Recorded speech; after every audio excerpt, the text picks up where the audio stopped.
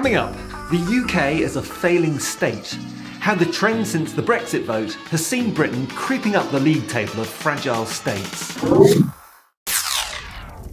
But first, before we get into it, please hit the like button, subscribe, and get notified of new videos every week. The Fragile States Index is a globally recognised measure for making comparisons between countries or regions, and it's published each year by the non-partisan American think tank Fund for Peace. Here is their 2020 colour-coded map of all the countries of the world, ranging from the dark reds of Yemen and Somalia, through lighter red, orange, yellow and green, to the dark green of Switzerland, Norway and Finland. The UK is coloured in a sort of mid-green colour alongside France, the USA and Japan. So at first glance you might think, oh, all is well on this sceptred isle. But this map doesn't tell the whole story. Of all the 178 countries ranked for stability, only 8 have shown consistent deterioration in each of the last 5 years. And the UK is one of those 8. Of the 30 most stable countries, only 2 have shown any deterioration in any of those 5 years. And those 2 are Trump's America alongside the UK. 2 countries governed by populists with a disdain for experts and the legal system. Both are states with an extremely partisan press and a hankering to remove human rights, at least until Joe Biden came into power. This trend has seen the UK slip from a table-topping position in the Fragile States Index to 30th place in just the 5 years since the Brexit vote. And all the indications are that this trend will continue. So which are the indicators that show that the UK is doing particularly badly? Well, there is an admitted lack of transparency around how they calculate the Failed State Indicator, or FSI, so we can't be too sure. But here are 5 of the indicators that I suspect have been responsible for the UK's plummet down the league table of stability. First, factionalised elites.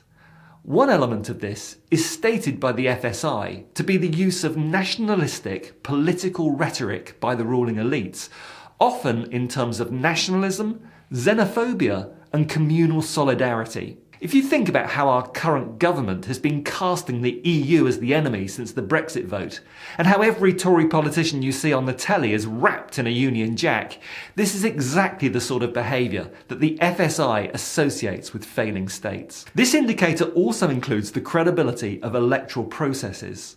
Well, on that point, we have the ridiculous first-past-the-post system already in the UK, which has given the flag-shagging Tories an 80-seat majority in the House of Commons, despite winning less than 50% of the vote at the last general election. On top of that, we have a part hereditary, part ecclesiastical, part cronyist basis for the selection of members of our second chamber, the House of Lords. And for the icing on the cake, the government is now proposing 2021 moves towards voter suppression, borrowing from the tactics of the Republican Party in the United States of America. These tactics include things like voter ID, which negatively impacts those without driving licenses and passports, groups which tend to vote for the more progressive parties of the left. The next indicator is economic decline.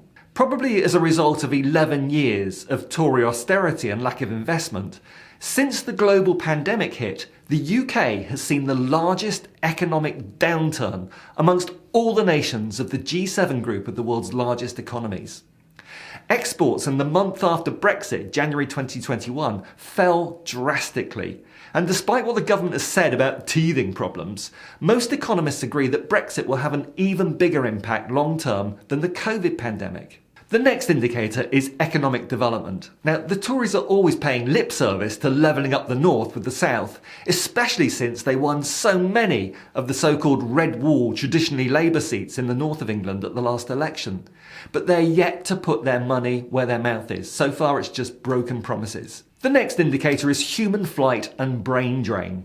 Yep. That's really an indicator. I didn't just make it up to fit the post-Brexit narrative of all those EU scientists, investors and doctors fleeing back to their home countries in continental Europe. The FSI even references politicians leaving the country, and with Jacob Rees-Mogg relocating his asset management operations to Ireland, and others like Nigel Farage, Stanley Johnson and Nigel Lawson making sure they or their families secure EU passports, it's beginning to make the UK look very much like a fragile state. The final indicator today I just want to highlight is external intervention. After the Russia report was published in July 2020, the Intelligence and Security Committee said it was astonishing no one in government had sought to protect the electoral processes from potential subversion, and concluded the influence of Russian money in the UK is so pervasive it amounts to a new normal. Here's more of what they said. The report reveals that no one in government knew if Russia interfered in or sought to influence the referendum because they did not want to know. The UK government have actively avoided looking for evidence that Russia interfered. We were told that they hadn't seen any evidence, but that is meaningless if they hadn't looked for it. The committee found it astonishing that no one in government had sought beforehand to protect the referendum from such attempts or investigated afterwards what attempts to influence it there may have been.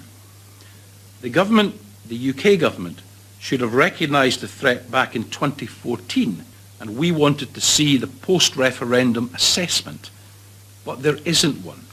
There has been no assessment of Russian interference in the EU referendum, and this goes back to nobody wanting to touch this issue with a 10-foot pole. Former Prime Minister Gordon Brown has recently added his voice to the warnings of Britain becoming a failed state. The Financial Times chief economics commentator Martin Wolf has observed that the UK has fallen into the hands of lunatics engaged in an astonishing act of national self-harm. And in December, even Patrick Flynn of the Daily Telegraph, or Torygraph as it's better known, referred to the failing state apparatus and the struggling bureaucracy of our COVID response. And one final thought. Is it so unbelievable that the UK, this fragile state we're living in, will not exist in 5 years' time? There are plenty of my Scottish and Irish friends who consider that a strong possibility.